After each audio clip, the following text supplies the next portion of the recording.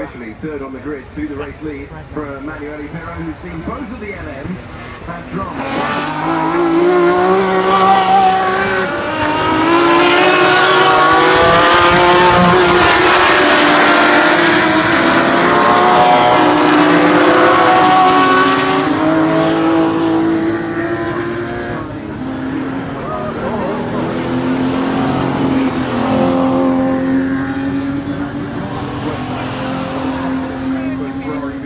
Alberto Colombo's engine makes when being pressed hard, and most certainly being pressed very hard indeed at the moment. The